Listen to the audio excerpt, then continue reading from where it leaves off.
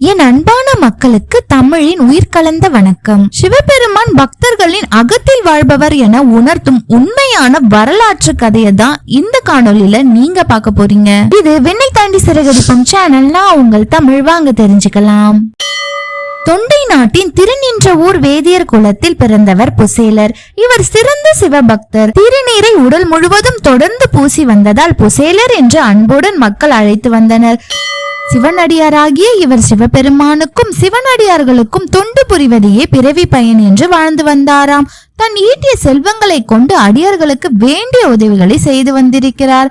தாம் வாழ்ந்த திருநின்ற ஊரில் லிங்க திருமேனியாக எழுந்திருந்த ஈசனுக்கு கூரை இல்லை. வெயிலும் மழையும் அவன் மேல் விழுந்து தெரிந்தன. அதை கண்டும் காணாமல் இருந்த அடியவர்கள் பலர். ஆனால் புசேலரால் அவ்வாறு இருக்க முடியுமா என்ன? அகிலம் படைத்த அந்த ஆலயவனுக்கு ஒரு ஆலயம் எழுப்ப விரும்பினார். கையில் செல்வம் இல்லாததால் செல்வத்தை தேடி திரிந்தார். திருப்பணிக்காக கைகளை ஏந்திய அந்த அடியவருக்கு அள்ளி கொடுக்கவும் கிள்ளி கொடுக்கவும் ஆள் இல்லை. மனமும் உடலும் சோர்ந்து நின்ற போது ஈசன் அவரது மனதில் தன் திருமேனி தோன்ற நின்றார். புறத்தே கோவில் எழுப்பதானே பொருள் தேவை, இனி அகத்தே அவனை நிறுத்தி கோவில் கட்டுகிறேன் பாருங்கள் என்று முடிவு செய்தார். மனம் காற்றை விட வேகமானது என்பார். மனம் நினைத்தால் ஒரே நாளில் கோவிலை கட்டிவிடலாம். ஆனால் நாயனர் அப்படி அவசரப்படவில்லை. உண்மையிலேயே ஒரு கோவில் கட்ட எத்தனை ஆண்டுகள் ஆகுமோ அத்தனை ஆண்டுகள் அந்த கோவிலை கட்டினார். நாளும் ஒரு பணி. அவர் கனவில் ஒரு நாள் எடுத்து சுத்தம் செய்வார். ஒரு நாள் கட்டுவதற்காக பொருள்களை கொண்டு வந்து சேர்ப்பார். மெல்ல மெல்ல ஒவ்வொரு கல்லாக அடுக்கி கோவிலை எழுப்பினார்.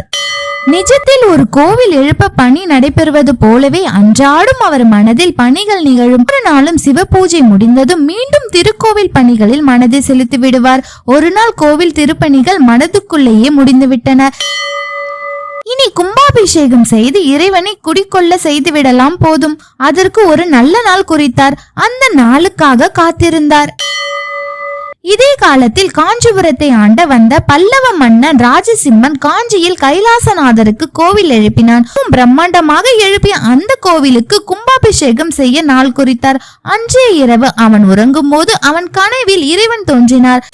திருநின்ற ஊரில் வாழும் என் பக்தன் புசேலர் கட்டிய திருக்கோவிலை நீ குறித்த அதே நாளில் கும்பாபிஷேகம். நான் என்ன செய்வேன் பக்தா? அன்று நான் அங்கே குடிக்கொள்ள போகிறேன். எனவே நீ கும்பாபிஷேகம் செய்ய வேறு ஒரு நாள் பார்த்து கொள்ளே என்று கனவில் வந்த சிவபெருமான் சொல்லி திடுக்கென்று எழுந்தார் பல்லவன் மன்னன்.